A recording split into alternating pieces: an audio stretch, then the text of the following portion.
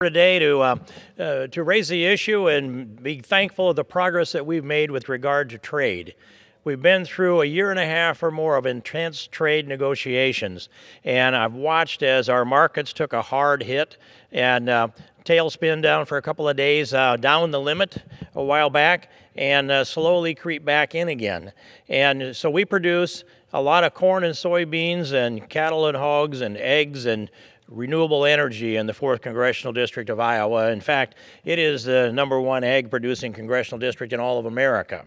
And so we saw a publication on the part of Bloomberg that when the tariffs were put on to Chinese goods coming into the United States by President Trump, the Chinese retaliated with tariffs on products like pork and soybeans. And Bloomberg just painted a map or showed a map of the United States where that hit the hardest. It happened to hit exactly over the red counties in America that produce a lot of corn and soybeans.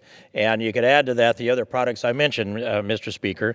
But the situation that we're dealing with now is that we've gotten a long ways through this trade negotiations, and we were coming around to the other side of it with China.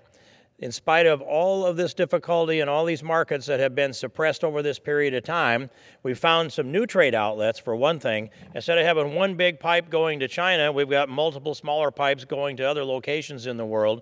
And today, the President signs Phase 1 of the trade agreement that'll increase by about $16 billion a year our ag product exports to China. That includes a lot of soybeans and it includes a lot of pork, and it fixes that component. It also addresses the intellectual property issue that's been a big barrier for the trade negotiations with China.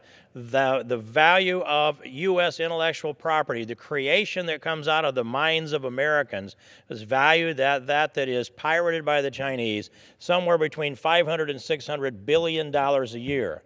That gets addressed to a degree in this agreement, and it gets addressed again in the next phase of the agreement. U.S. Trade Representative Lighthizer has spoken to that issue to me, and he seems to be, I'll say, fairly confident that we're going to get at least a reasonable beginning to something that's awfully hard to fix. But I would add also, it isn't just China. We're waiting now. The U.S. Senate will pass the USMCA agreement. It's only the impeachment trial that stands in the way of getting that done. That happens soon, within about a month or so, perhaps less.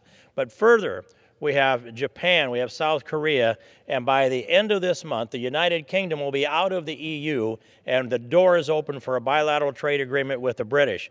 If we can get this all done, as I said to the President the other day, we may find ourselves in the very best position we've ever been in, at least in our lifetimes, with regard to trade in multiple locations, so that we're diversified in our markets that we can send out to multiple countries, and at the same time have a strong trade relationship with China and other countries. We are moving into an excellent position here, and we've got a strong economy, we've got a strong Dow. This really is a great time to make investments in America, and they're doing that from around the world. So I congratulate the President today, and I yield back the balance of my time, Mr. Speaker. The chair recognizes the gentleman from Pennsylvania, Mr. Musser, for